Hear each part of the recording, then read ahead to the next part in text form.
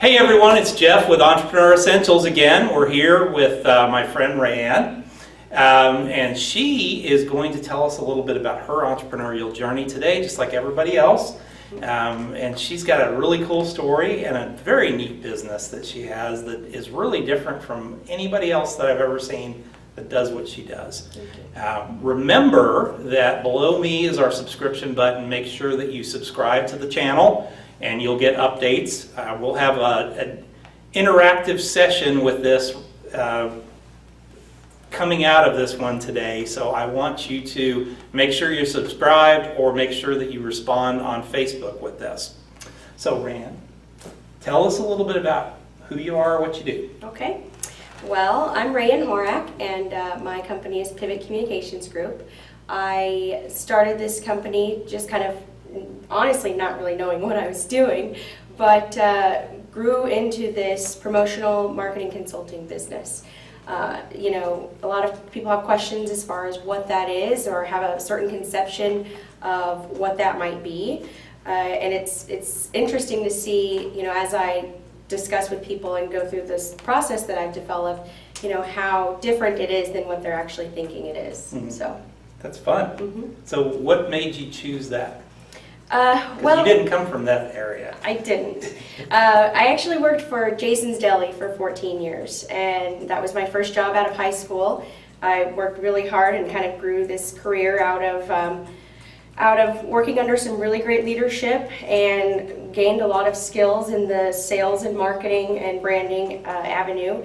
And just kind of as my family grew and grew and my career was growing and growing, I sort of had to make some tough choices, but decide what was I going to do with these great you know, experiences and the knowledge that I have in these areas, and needing something that would also help support my ever-growing family, and kind of what can I do to marry those two together. So awesome. Well, very good. Mm-hmm. So tell us a little bit about what you do. And your process that you follow. Absolutely. So as a promotional marketing consultant, you know, it's not my job in the promotional products field to just fill up your swag closet. A lot of times, you know, people are out there just trying to sell, and then you end up with businesses or you know, departments that just have all this extra stuff that really they have no use for. Well, you know, I kind of, out of an experience I had actually with a basketball team that I'm a fan of, we went to a customer appreciation event where everyone was given a free t-shirt, you know, when you get there. And, you know, once my family arrived, we found out that you received 4, you know, 2XL t-shirts, and my family of 7 had, you know, no use for these giant t-shirts. Because you have small people. Exactly. So, you know, it just kind of got me scratching my head thinking, well, how appreciative, you know, was that gesture if you just kind of a one-size-fits-all type of, you know, promotion, but really, who really comes out of that experience feeling appreciated?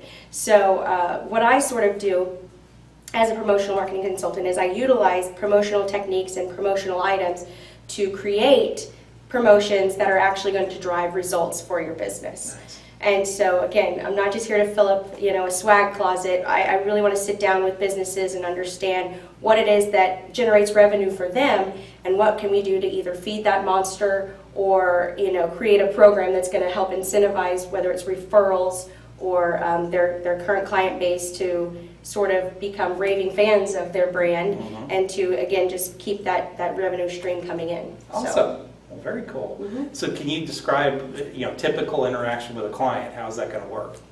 Sure. It's kind of an iterative process. I like to sit down with them and, you know, ask varying, you know, various questions as far as what it is that they want to accomplish from this promotion, and what are some promotions that have worked in the past, what are some least, their least favorite promotions, but then also get down to the nitty gritty as far as, the actual promotional item is just a vehicle for a message that they're trying to convey. Mm-hmm. So what is that message that you want someone to receive when they receive your, koozie or hat or shirt or, appreciation gift? What is it that they want to receive, and how can we then build that into that particular item? Okay, So very cool. So what's new and exciting in your business now? there are a lot of really cool tech items out there actually right now. Cool. And, a lot of times when people think of promotional items, it's pins, some of those things I named earlier, pins or shirts or hats or koozies. I'm actually thinking about starting a blog titled, Not All Koozies Are Created Equal. Because you can, go on the internet and order something and it ends up being tossed in a drawer, or it's not going to be someone's favorite, item that they're actually going to utilize over and over again. Because that really is the beauty of these promotional items. It is an advertising medium, and when you think about the cost per impression of those those items that are going to be utilized over and over and over again, you want to make sure that you're getting that repeat usage out of those items. So, but tech items right now are actually really popular, and a lot of things that you can do to customize even some of your favorite name brand products out there. So. Okay. Yeah, I've noticed everywhere you go now, everybody's got the little memory stick things. Mm-hmm. And I'm like, I don't need that many memory sticks. Exactly. Thank you, but Exactly, and it's really easy for people to, in their businesses to come across some of those items and figure, oh wow, this is something that I'm going to use in my next promotion, but they may not be under the same, guys that, like you just said, like, the end users are actually kind of tired of getting memory sticks, so what else is out there? Again. Yeah. What else? Yeah, I mean, I think of that, those little booklet, or, the little notebooks that you had for us. I still love mine. Yeah. I still won't use the whole thing because I'm like, I don't want to use it. Well, I can always get you more. So. I know. I think we have a few more, but yeah, no. But yeah, I mean those type of things where it's okay, it's something really unique and different than anybody else has, and we don't have to just blindly give those out to every single human being that's around there, or trade show it, and everybody comes by and dumps it all in a bag. Right. With their 475 koozies. Yes, exactly. So what is one actionable item that you would recommend to this crowd out here? And we're going to challenge you guys on this. What's one actionable item that they can do in their business based on what you do for a living today, kind of self-help? What's one thing that they could do? Absolutely. I mean, I think sometimes entrepreneurs or small business owners, a lot of times you've got a good pulse on what is generating the best revenue for you. But then also take a look at your advertising spends. I mean, if your advertising spends aren't actually generating that same revenue that if it's not leading to those same types of revenue generating events, then how can you take that, being able to take that money that's being spent on, say, a newspaper ad or a sponsorship of this event that really isn't giving you any return, and how can you take that same amount of money and put it into an effective promotional program that's actually going to yield you those types of clients that you want coming through your door? Okay. So what could somebody do? Is that just taking a look at their spend right now? Yeah, I mean, I'd say digging into your P&Ls, and if you have an idea of, looking at your business, where that revenue is being generated from, and what your referrals, what your sources are for that business, and if you're seeing a gap in between where you're spending your money and how the money is actually coming into the door, getting an idea of what that number is so that you can actually utilize A to plug into B. Sure. So awesome. All right. So that's your job, is to take a look at your P&L. Some of you may have to dust that off because you might not have looked at it for a while. Take a look at your advertising spend and take a look at your sources of money that are coming in, and do what Rayan said. Let's go ahead and see if it's matching up, or are you generating any revenue out of some of your advertising exactly. that's directly actionable. So that's going to be your job. So Rayan, now here's the fast 5 questions. Okay. Ready? Yes. First question. If you woke up tomorrow, business is totally gone, You have your laptop, $500 in your pocket, place to live, food, kids are taken care of, because that's a big thing for you. Yeah. What would you do first? You know, it's like one of those things where I could really use a vacation right now. But I Remember, probably kids are taken care of. I mean, the kids are taken care of, so, you know, I might just go camping and just sort of, it's one of those things that I like to do that, you know, I can allow myself to kind of decompress and refocus.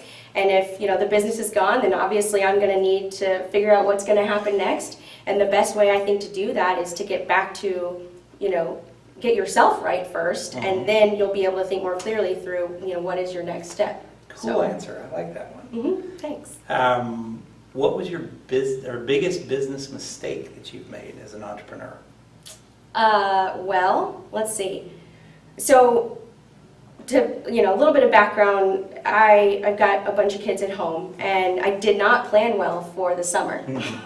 So, you know, I had some projects going into the summer that I would hoped would carry me kind of through that, and really it didn't quite happen the way I wanted it to. And so just having a little bit better forecasting in place, it would have, you know, possibly prevented that. And it did allow me to kind of go back and relook at the business plan, set some new goals and all of that. But, you know, as far as those Pipeline management. Exactly, exactly. It'll get you every time. I mean, you've got to do those income producing activities, otherwise, if, you know, you're not going to have any income. Then you won't have to worry about it after that. But exactly. So awesome. Well, that's I think that's a great story to tell. That okay, it just, you know, it happens, and it's happened to all of us. Right. At one time or another, and boy, it doesn't happen twice. Yeah, usually, so. exactly. It will not happen and it takes a lot of work to get that pipeline going again. Oh yes. So tell us, what is a good book that you would recommend for entrepreneurs? Okay, I actually recently read a book called Spark, and it's a leadership book. Okay. It's written by, it was 3 different veterans that kind of took their experience in the military and leadership in the military and put that into business consulting and leadership consulting after that. But it kind of tells each of their different stories, and it has very good actionable items in there as well. A lot of online resources that you can pull in, so it was very interactive, which was good for me as well. But really, a spark, you know, leadership is found on all levels of an organization. And, you know, if you're the type of person where you might just be, you know, you may be the janitor or someone who it's just your job to make sure someone gets their coffee every day. But if you're constantly in there and innovating and making suggestions, and, you know, how do you feed those sparks within your organization, and then also understanding what your spark is as a leader and making sure that spark is igniting other fires as well. Nice. Sounds like a great book. I hadn't heard about that one before. Yeah.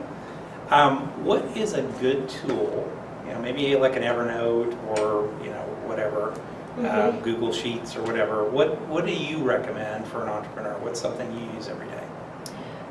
Mine would be actually a CRM system that I have been utilizing called ProsperWorks, and it's for the G Suite for Google, and it's very customizable. So, you know, kind of in the business that I'm in, it's not just your normal everyday, you know, sales transactions. There's a lot of moving parts, and because it's so customizable, I've been able to sort of make it, you know, what I needed it to be in a CRM.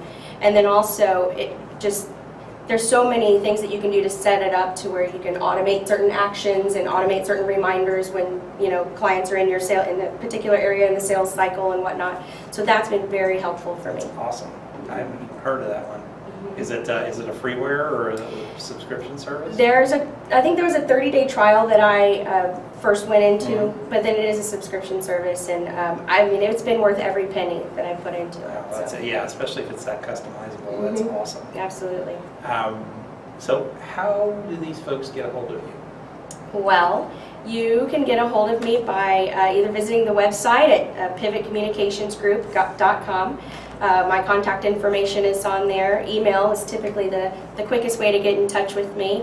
But, you know, as a solopreneur, the business phone number just happens to be my cell phone number as well. So pick up the phone and give me a call. Well, thank you so much today. Wonderful interview. Thank you. So remember, folks, here's what your job is.